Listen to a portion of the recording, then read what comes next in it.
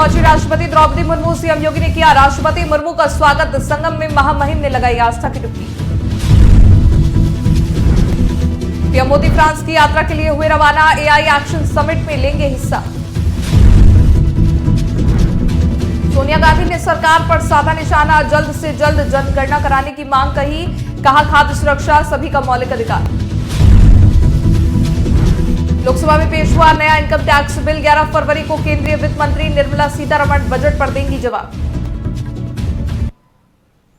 नमस्कार, आप सभी का स्वागत है। देख रहे हैं आप आज की खबर। मैं गौरी वर्मा आपके साथ। राष्ट्रपति द्रौपदी मुर्मू महाकुंभ पहुंची और उन्होंने संगम में आस्था की पवित्र डुबकी लगाई। साथ ही भगवान सूर्य को अर्घ्य दिया और स्नान से पहले मां गंगा को पुष्प अर्पित किए। वहीं मंत्रोच्चार के बीच गंगा पूजन और आरती की। इसके बाद राष्ट्रपति ने लेटे हुए हनुमान मंदिर और अक्षयवट धाम पर दर्शन पूजन किया। इस दौरान राष्ट्रपति के साथ राज्यपाल आनंदीबेन पटेल और सीएम योगी आदित्यनाथ भी मौजूद रहे। बता दें, राष्ट्रपति का हेलीकॉप्टर बमरौली एयरपोर्ट पर लैंड हुआ था। यहां राज्यपाल आनंदीबेन पटेल और सीएम योगी ने उनका स्वागत किया। प्रधानमंत्री नरेंद्र मोदी फ्रांस और अमेरिका दौरे के लिए रवाना हो गए हैं, जहां वो फ्रांस के राष्ट्रपति इमैनुअल मैक्रों के साथ आर्टिफिशियल इंटेलिजेंस एक्शन समिट के तीसरे संस्करण की सह अध्यक्षता करेंगे। बता दें, इस समिट का आयोजन 11 फरवरी को ग्रैंड पैलेस में किया जाएगा। इसी तरह का समिट 2023 में ब्रिटेन में और 2024 में साउथ कोरिया में आयोजित किया गया था। कांग्रेस की वरिष्ठ नेता सोनिया गांधी ने सरकार से जल्द जनगणना पूरी करने की मांग की है। इस दौरान उन्होंने कहा, स्वतंत्र भारत के इतिहास में पहली बार 10 साल में होने वाली जनगणना 4 साल से ज्यादा देर से हो रही है। साथ ही राज्यसभा में अपने पहले शून्यकाल संबोधन में सोनिया गांधी ने कहा कि राष्ट्रीय खाद्य सुरक्षा अधिनियम के लाभार्थियों की पहचान 2011 की जनगणना के आधार पर की जा रही है, जबकि देश की जनसंख्या अब काफी बढ़ चुकी है।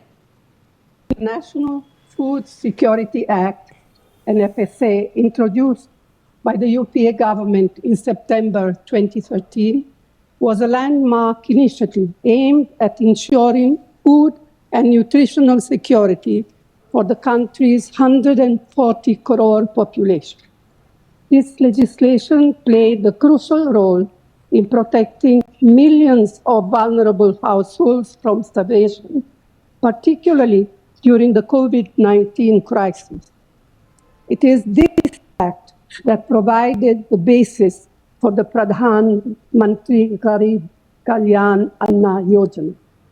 Under the NFSA, 75% of the rural population and 50% of the urban population are entitled to receive subsidized food grains. However, the quota for the beneficiaries is still determined based on the 2011 census, which is now well over a decade old. For the first time in independent history, the decennial census has been delayed by more than 4 years. Originally scheduled for 2021, there is still no clarity on when the census will be conducted. The budget allocations reveal that the updated census is unlikely to be conducted this year as well. Around 14 crore eligible Indians are thus being deprived of their rightful benefits under the NFSA. It is imperative, sir, केंद्रीय वित्त मंत्री निर्मला सीतारमण 11 फरवरी को लोकसभा में budget पर जवाब देंगी। बता दें, नया इनकम टैक्स बिल को राज्यसभा में पेश होने के बाद लोकसभा में पेश किया जाएगा। इसके बाद बिल को समीक्षा के लिए एक समिति के पास भेजा जाएगा। एक बार जब वो समीक्षा कर लेंगे तो इसे आगे की चर्चा और विचार के लिए कैबिनेट में वापस भेजा जाएगा।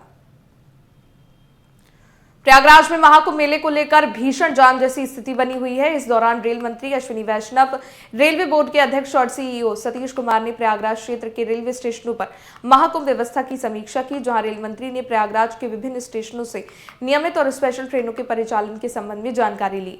बता दें, ऑन डिमांड 107 स्पेशल ट्रेनों का परिचालन किया गया। रेलवे की ओर से डिमांड आने पर विशेष ट्रेनों के परिचालन के इंतजाम किए गए हैं। साथ ही रेल मंत्री ने स्टेशन पर श्रद्धालुओं की सुविधा की भी जानकारी ली। प्रयागराज महाकुंभ के अवसर पर 8 स्टेशन पे बहुत अच्छे से रेलवे का व्यवस्थित तरीके से काम चल रहा है। राज्य प्रशासन के साथ, मेला प्रशासन के साथ मिल के एकदम कोऑर्डिनेटेड वे में चल रहा है।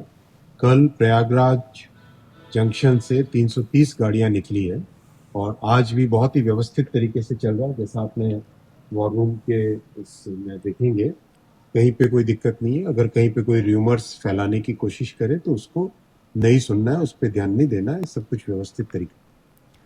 बैंगलोर में एशिया के सबसे बड़े एयर शो यानी एरो इंडिया 2025 की शुरुआत हो गई है। रक्षा मंत्री राजनाथ सिंह ने इस एयर शो का उद्घाटन किया। पहली बार अमेरिका और रूस जैसे दो बड़े देशों के 5वीं पीढ़ी के फाइटर एयरक्राफ्ट एयर शो में दिखेंगे। ये एरो इंडिया 2025 10 से 14 फरवरी तक चलेगा। देश में बढ़ती दुर्बल बीमारी लिम्फेटिक फाइलेरियासिस की रोकथाम के लिए मोदी सरकार ने बड़ी मुहिम शुरू करी है। इस मुहिम के तहत केंद्रीय स्वास्थ्य और परिवार कल्याण मंत्री जगत प्रकाश नड्डा ने 13 राज्यों में लिम्फेटिक फाइलेरियासिस उन्मूलन के लिए राष्ट्रीय जन औषधि प्रशासन दौर का शुभारंभ किया। इस बीमारी को लेकर स्वास्थ्य और परिवार कल्याण मंत्रालय का कहना है कि इस पहल का उद्देश्य लाखों लोगों को इस दुर्बल करने वाली बीमारी से बचाना और इसके खिलाफ भारत की लड़ाई में तेजी लाना है। फिलहाल के लिए बस इतना ही। देश दुनिया की बड़ी खबरों के लिए देखते रहिए आज की खबर।